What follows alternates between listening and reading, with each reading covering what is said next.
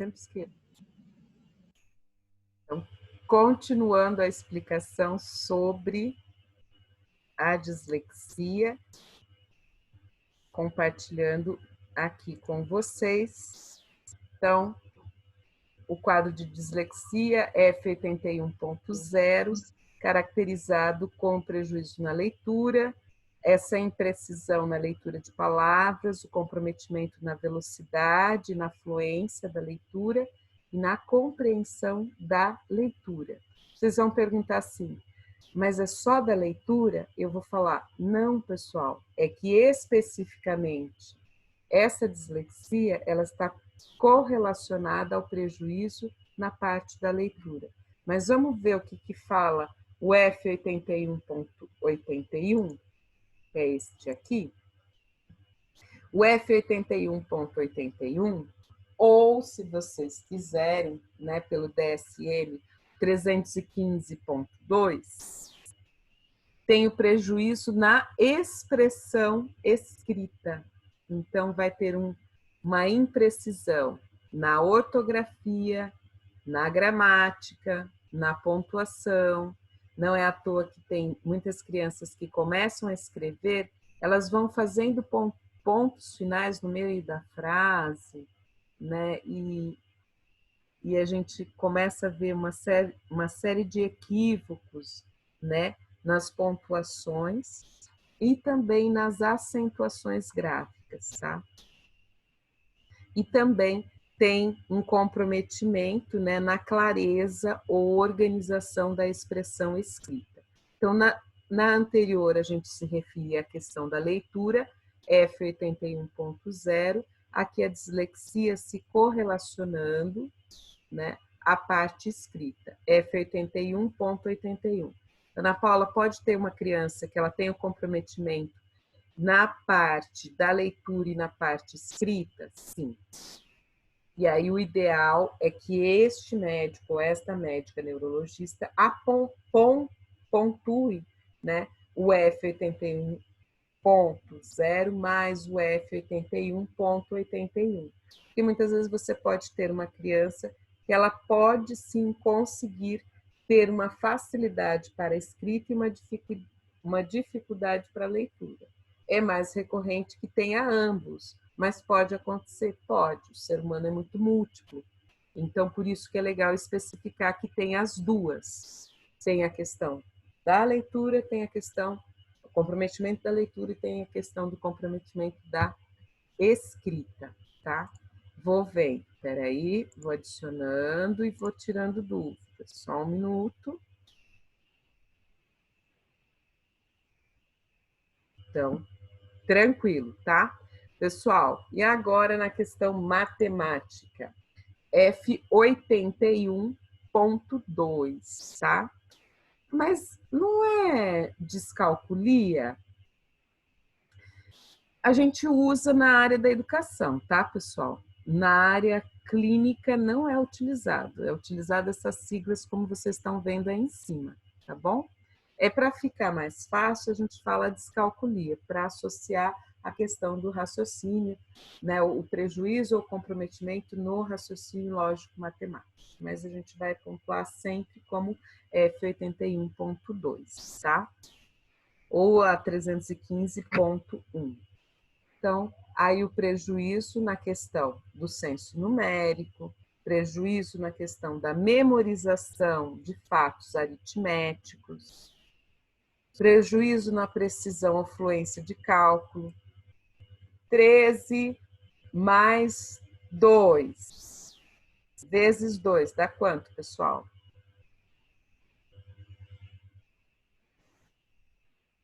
13 mais 2 vezes 2. É fácil, dá para a gente fazer de cabeça esse raciocínio, apesar 30, professora? 30, perfeito, perfeito, isso mesmo, Gui. Obrigada. Esse, então, a gente consegue fazer esse raciocínio, né? Não estava pedindo, por exemplo, 315.1 vezes 4 para a gente fazer isso, né? Aí é mais difícil, mas esses mais básicos nós conseguiríamos realizar. Quem tem uma dislexia F81.2, ela terá um comprometimento nisso, tá? Ou se vocês quiserem o termo usado na área da educação, a descalculia, tá? Então, se ela tem uma descalculia, ela não vai conseguir ter essa precisão. Ela não vai conseguir fazer este encaixe, esse encadeamento lógico-matemático. Tudo bem? E muito menos ainda essa memorização aritmética. Por exemplo, 3 vezes 3. Vocês vão ver algumas cenas no filme que é muito interessante, o universo criativo que ele usa para tentar fazer o cálculo, né? Muito interessante, mas 3 vezes 3, menos 2, então vai ter uma dificuldade muito grande, tá? A criança, né, a pessoa que tenha essa descalculia, tá? O F81.2.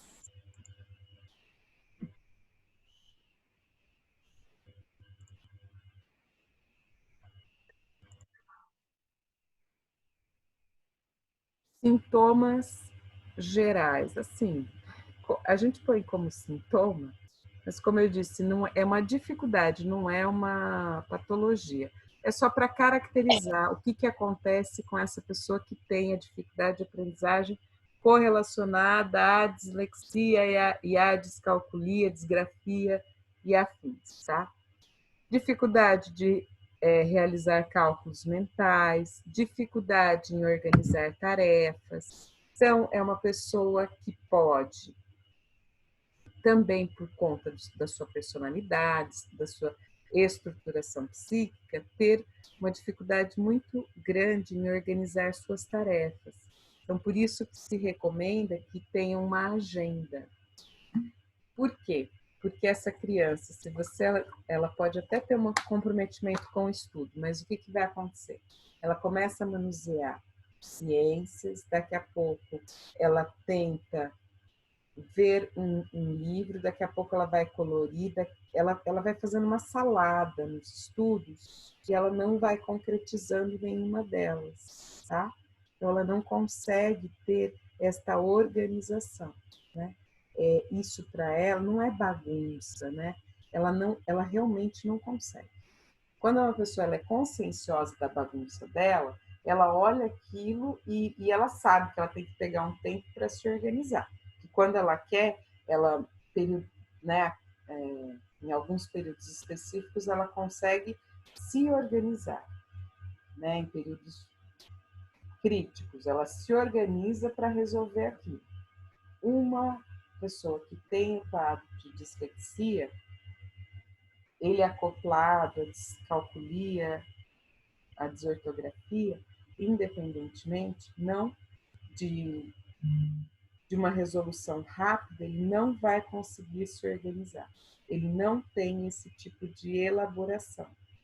Não é por um viés cognitivo, tá? É porque não consegue realmente ir encadeando. Agora eu preciso fazer isso para resolver isso, depois eu vou fazer isso aqui, ok? Então tem uma dificuldade muito grande, tá? Dificuldade com noções espaço-temporais.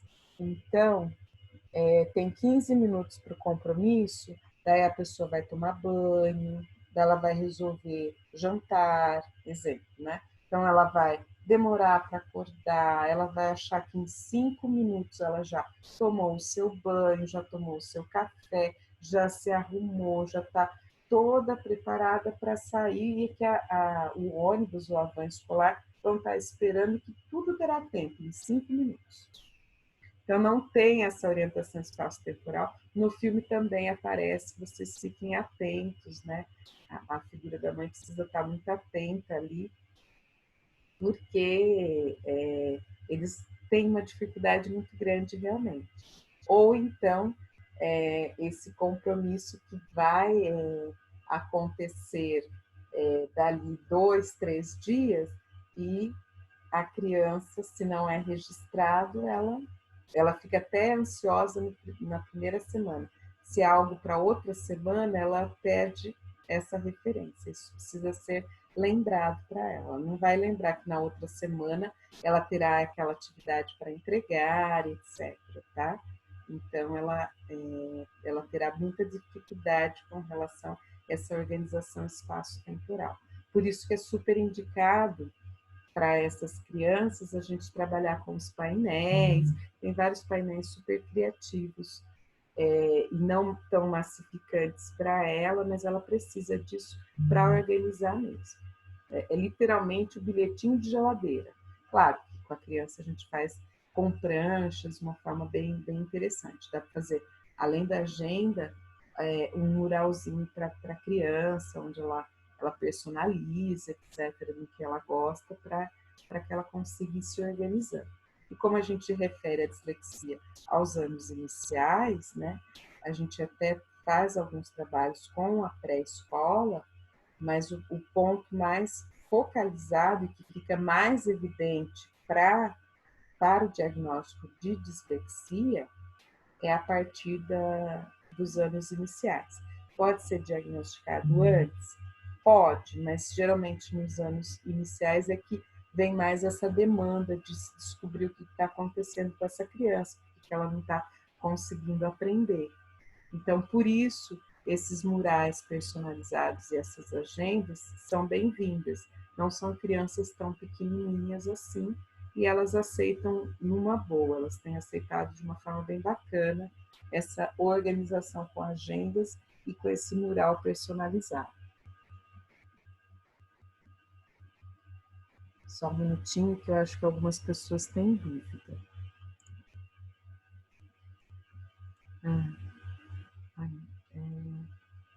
Aceito. Mas gente, acho que cai, né? Por isso que vocês estão pedindo. Que às vezes eu vou aceitando. Não, a Silvia não tá, gente. Silvia, você entrou? A Silvia entrou. Entrei, tô aqui, deu certo. Obrigada. Deu certo. Ai, que bom, querida. Então, vão me ajudando, pessoal. Se alguém precisar entrar, eu vou tentar olhar, né? Que às vezes... Tá. Que às vezes eu vou observando que vocês têm recadinho aqui para mim. Por enquanto tá tranquilinho, pessoal? Então, mais uma dica para vocês. Sim. A questão de agenda e esse painel organizador de rotina é super bem-vindo para a criança, tá?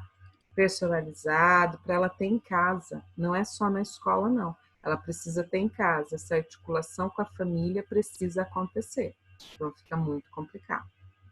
Eu sei que vocês vão falar, mas dá para fazer, tá? Dá para fazer e é o ideal para a criança. Eu vou acelerar um pouquinho com relação à linguagem, né, pessoal? Aonde tem vários comprometimentos, né? A gente acabou vendo, mas aqui tem algumas especificações para vocês estarem atentos. Anotem, por favor, né?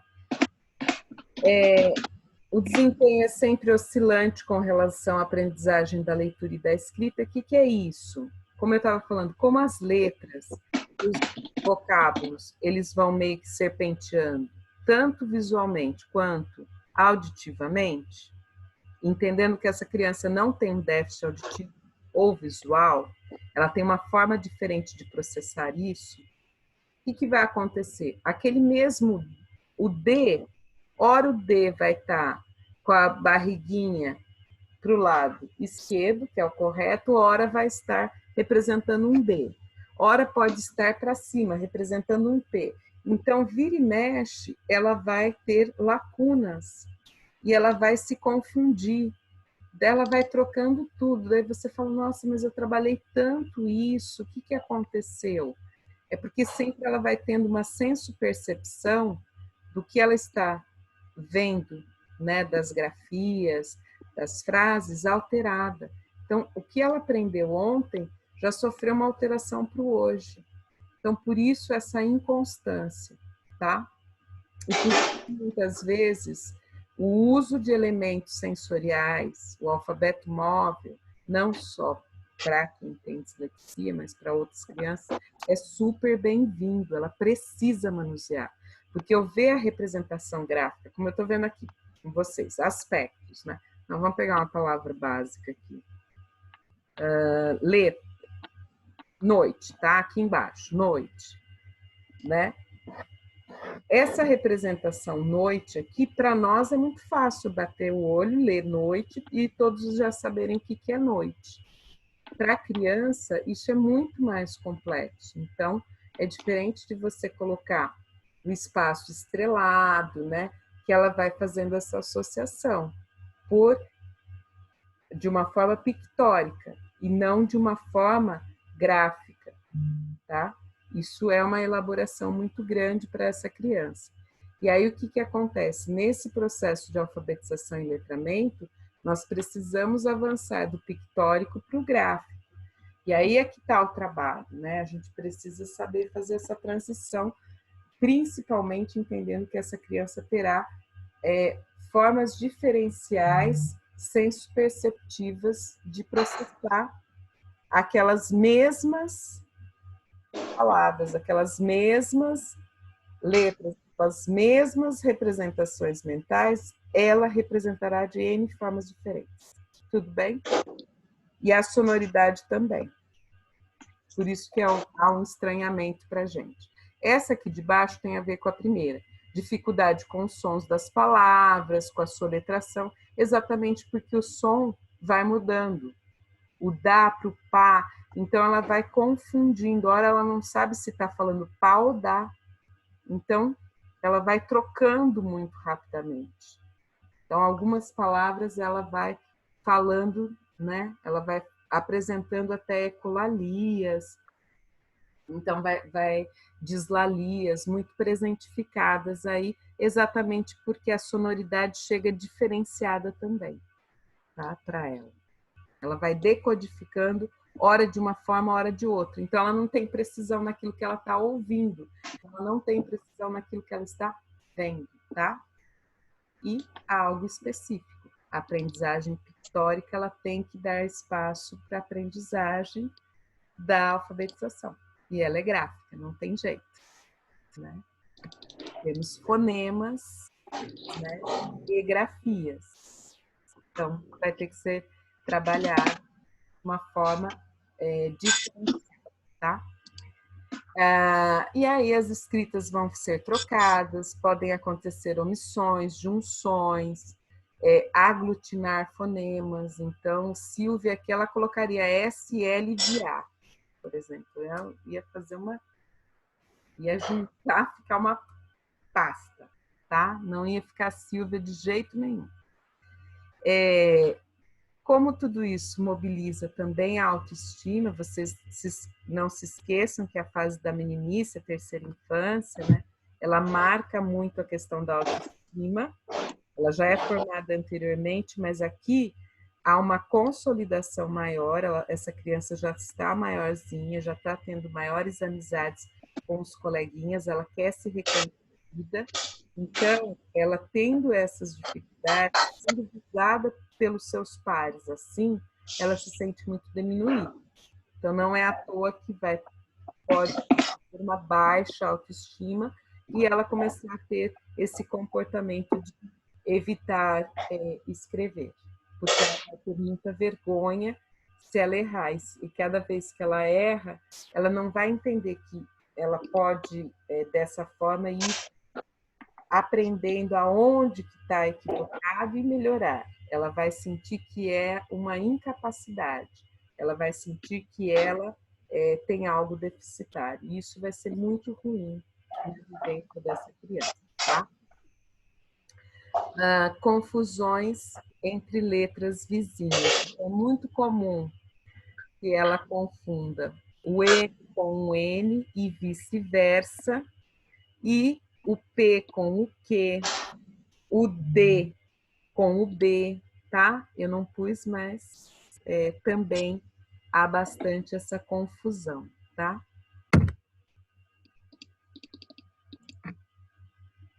Bom, onde mais temos confusão? Por exemplo, na questão fonética.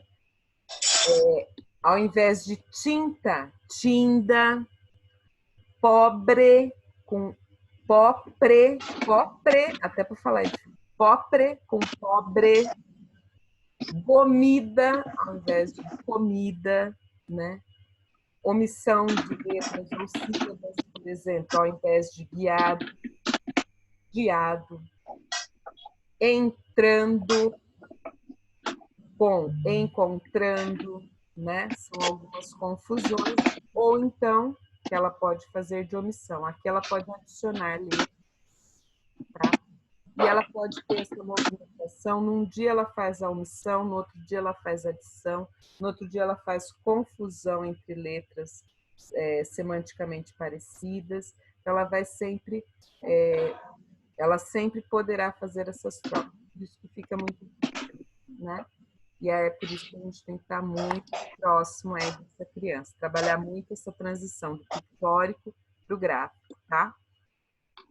E também aqui algumas inadequações de vocábulo. Então, ela segmenta a palavra aniversário, aniversário, ou então ela quer escrever era uma vez um homem, ela funde tudo, ela faz a aglutinação que a gente fala, tá?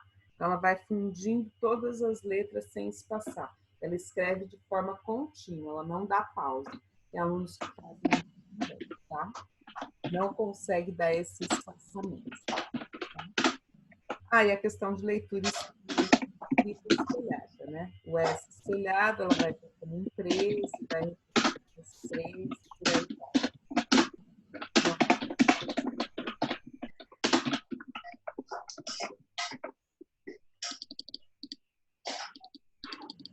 Pronto. Estou deixando entrar. Vou tirar dúvidas.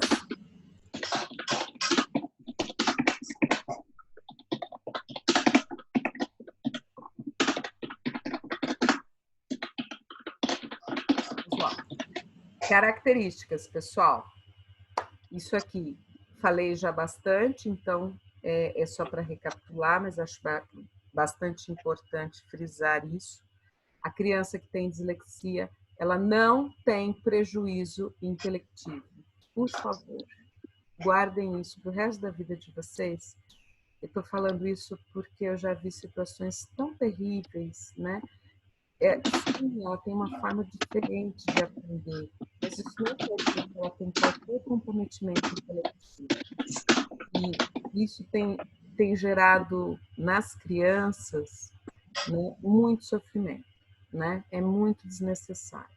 Então, ela tem sim uma dislexia, ela tem um comprometimento na forma de aprender, no processamento, né, de várias informações cognitivas, no processamento, mas não porque ela não tem a capacidade de aprender, tudo bem? Então, ela tem uma inteligência normal, ela vai ter essas disfunções na parte de conseguir decodificar alguns sons, decodificar algumas grafias, então ela vai ter uma diferença nesse processamento, tudo bem? E por conta disso, ela pode vir a ter um comprometimento narrativo, não porque ela não pode desenvolver depois. Como ela vê tudo muito embaralhado, tudo muito segmentado, ela vai te contar uma história muito segmentadamente. Por quê?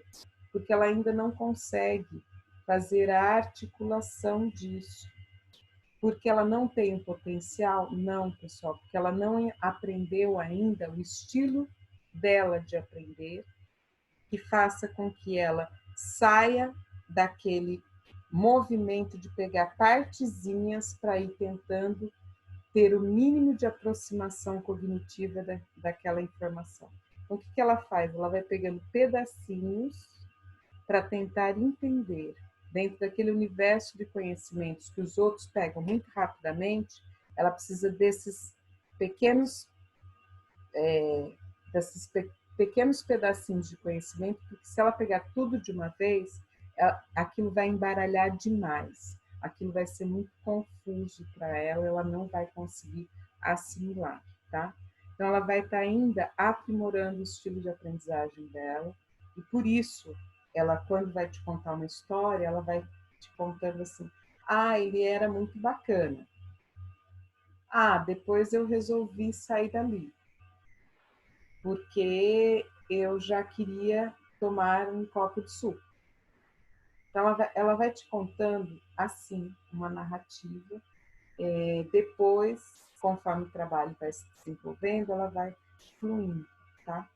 Por quê? Porque é a forma como ela vai conseguindo processar essa articulação do pensamento e da linguagem, que é muito segmentado. Então, ela reproduzirá isso, mas se trabalhada, ela vai conseguir desenvolver muito bem. Obrigado.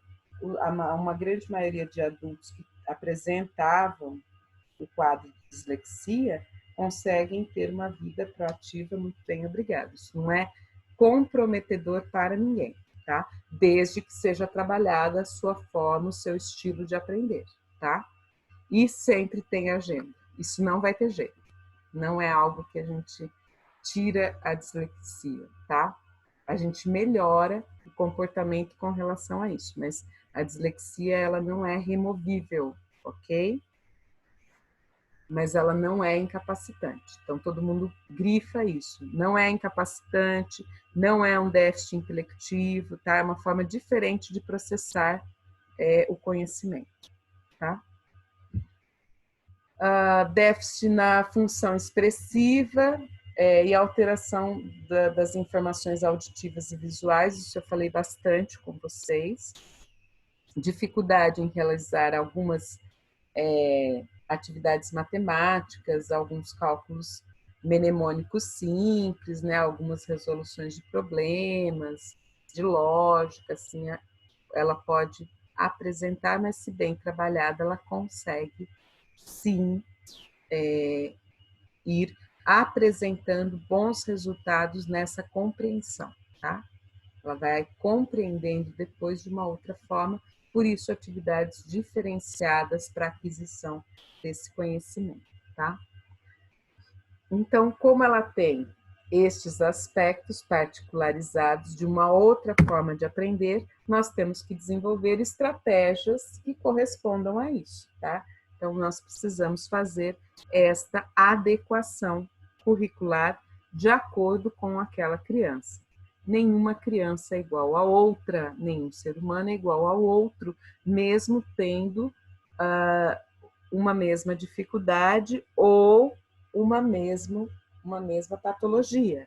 Somos únicos e, portanto, temos nossas autenticidades. A mesma coisa com relação à criança. As estratégias, elas mais ou menos são utilizadas, a gente tem um arcabouço, mas ela vai ser aplicada de uma forma personalizada, né?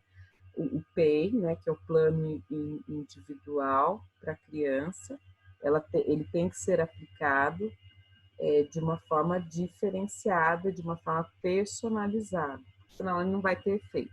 Não adianta eu preparar algo do aluno A para o aluno B, tá? Não vai fluir em alguns aspectos, em outros não vai, porque não são os mesmos, tá? Essa observação.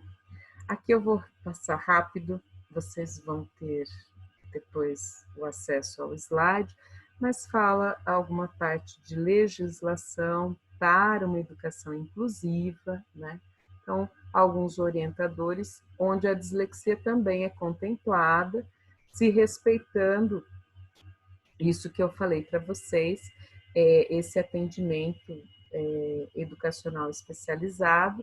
Por quê? Porque essa criança terá uma outra forma de processar o seu conhecimento. E aí é bem-vindo que ela tenha um outro espaço no contraturno para essa estimulação, para que ela consiga, né, aprender o seu estilo de aprendizagem, é bem isso, aprender o seu estilo de aprendizagem e potencializar a sua inserção, né, no âmbito escolar, né, e amplificar o processo de ensino-aprendizagem dela, claro.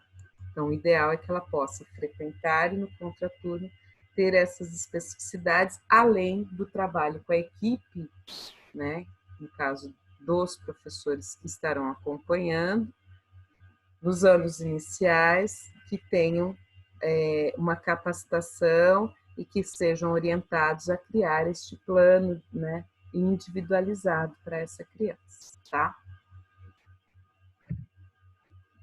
Então, essas adequações curriculares precisam ser feitas com essa criança, tá? É o que eu vou falar um pouquinho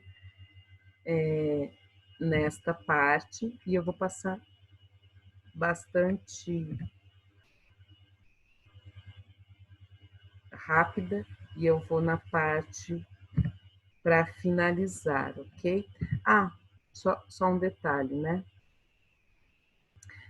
Algumas orientações, né, que a gente deixa para os professores, né?